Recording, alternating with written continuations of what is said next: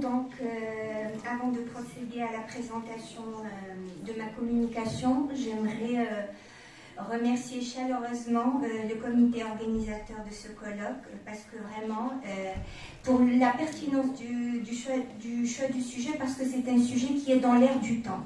Donc, on est tous touchés dans notre vie de tous les jours. Donc, on sait que les NPIS, donc les nouvelles technologies de l'information et de la communication, donc, nous ont envahis à tous les niveaux de notre vie. Donc, mon intervention, moi, je vais essayer de toucher un volet qui n'a pas encore été soulevé par mes collègues et confrères et consoeurs ce matin, donc celui de l'administration publique.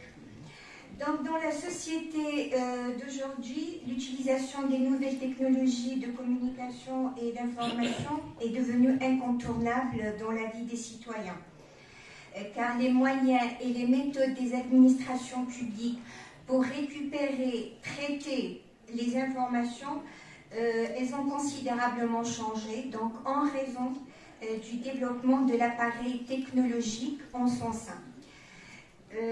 Ainsi, une grande quantité de données est récupérée,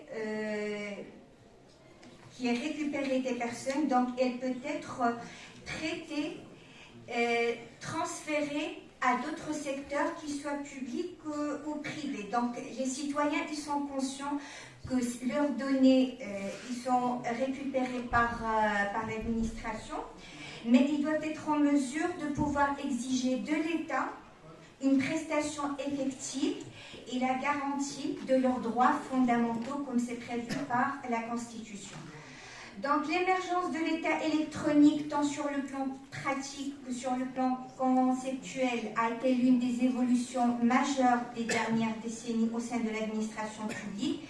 Et d'ailleurs, c'est un phénomène qui est en constante évolution parce que la technologie ne va pas s'arrêter là.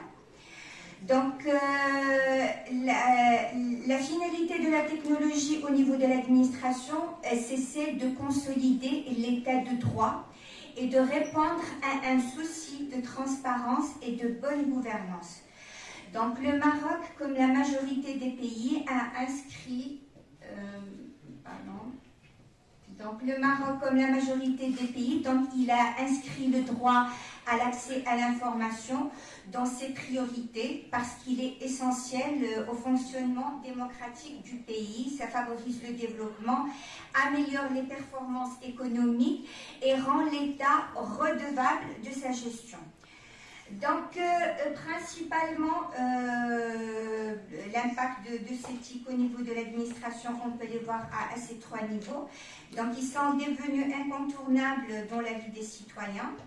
Donc, une grande quantité des données des personnes, elles sont transférées, elles sont traitées, et voire transférées à d'autres publics secteurs, que ce soit privé et public.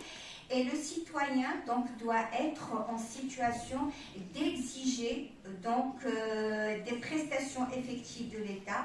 Donc, et comme j'ai dit avant, le respect de ses droits fondamentaux comme c'est prévu au niveau de la Constitution. Donc, pour ce qui est du cadre juridique, donc je l'ai divisé en deux parties, donc la législation nationale et la législation supranationale. Donc, au niveau national, on a le premier texte, donc la Constitution du Maroc.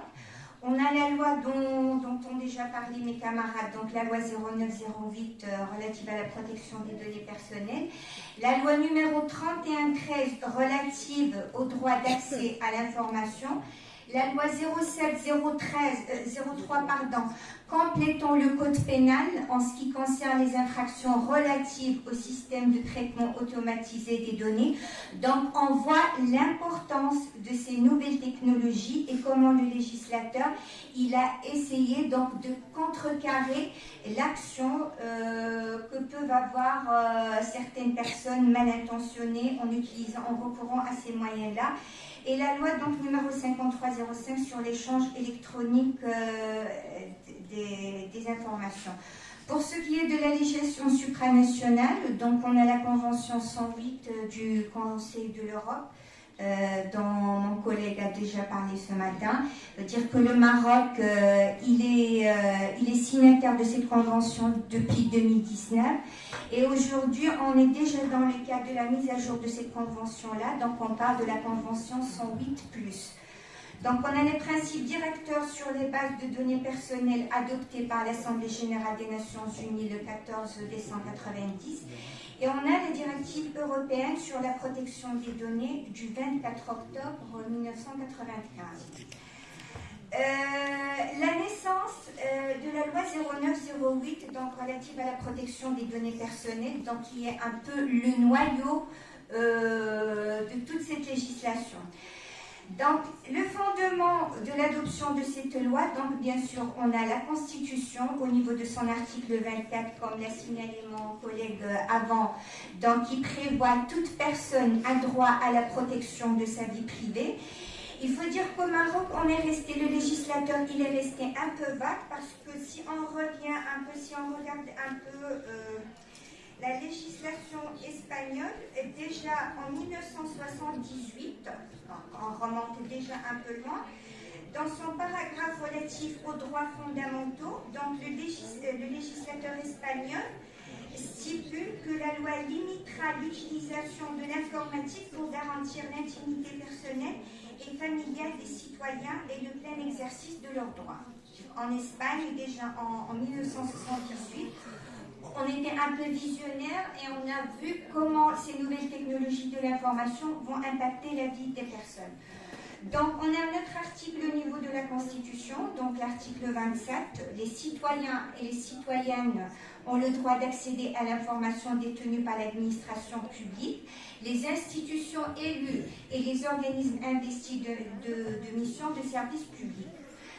Donc ces lois-là sont un peu la réaction au développement de l'informatique qui est censée avant tout être au service du citoyen de la même manière que le service public. Pour ce qui est des caractéristiques du service public, donc on a les trois caractéristiques connues, donc qui est l'égalité, la continuité et l'adaptabilité. Il y en a qui parlent aussi de la gratuité, quoique ça c'est très polémique, pas tout le monde est d'accord sur la gratuité du service public. Donc pour ce qui est de l'égalité, le principe d'égalité implique qu'aucune distinction ne doit être faite entre les usagers quant à l'accès aux services publics. Donc la question qui se pose, est-ce que les citoyens qui ont accès aux techniques, aux technologies d'information et de communication sont dans la même situation et ont les mêmes droits que les personnes qui n'ont pas accès à ces moyens-là. Donc l'article 2 de la loi 0908 stipule la loi s'applique au traitement des données à caractère personnel automatisé ainsi qu'au traitement non automatisé, c'est-à-dire à caractère personnel appelés à figurer dans les fichiers manuels. C'est-à-dire là, les citoyens, ceux qui ont accès à l'information, à l'informatique ou pas, doivent être égaux. Le principe de la continuité. La continuité est l'essence même du service public parce que la rupture de ce dernier pourrait supposer une discrimination entre ceux qui en bénéficient et ceux qui ne le pourraient pas. Et le dernier point, l'adaptabilité, et c'est le point le plus important parce que l'administration publique, elle est amenée à s'adapter à l'évolution technologique. Donc l'environnement de l'administration en général est en constant changement. Celui de l'administration l'est encore plus, donc l'adaptabilité est nécessaire pour ajuster les technologies aux besoins. Tous les deux en mutation rapide. Je passe vite. Donc, le Maroc s'est lancé depuis le début des années 2000 dans un vaste champ intitulé IDALATI, donc informatisation des départements de l'administration et leur mise en réseau aplati via les technologies de l'information. Là encore, je prends comme référence l'Europe, déjà en 1974. Donc en France, il y avait un auteur, un journaliste, Philippe Boucher, qui dénonçait la volonté de l'État de mettre en œuvre un traitement automatisé nommé Safari. Donc Safari, c'est système automatisé pour les fichiers administratifs et le répertoire des individus. Donc là encore, le Maroc, il se trouve un peu à la queue. Donc l'implémentation de la technologie, en fait, c'est une arme à double tranchant. Ça a des points forts comme ça a des points faibles. Donc les points forts, la transparence, la rapidité, l'accessibilité, l'autonomisation des citoyens, donc les points faibles, le contrôle du citoyen et le mésusage de l'information ou la réutilisation de l'information. Je vais passer. Les règles applicables à la collecte de l'information, comme l'a déjà signalé mon collègue avant, donc il faut le consentement. Donc un consentement qui ne doit être entaché d'aucun vice. En tant que juriste, on connaît tout ce qui sont les vices de consentement. Donc ce consentement qui doit être libre, explicite et légitime, qui a une finalité déterminée et sans équivoque. Pour essayer de passer, en fait, juste ce point-là, les citoyens, les prérogatives des citoyens vis-à-vis donc de l'administration publique. Donc, il y a ce qu'on appelle les droits ARCO. En fait, les droits ARCO, c'est concernant, c'est des termes anglais, ça marche aussi en espagnol.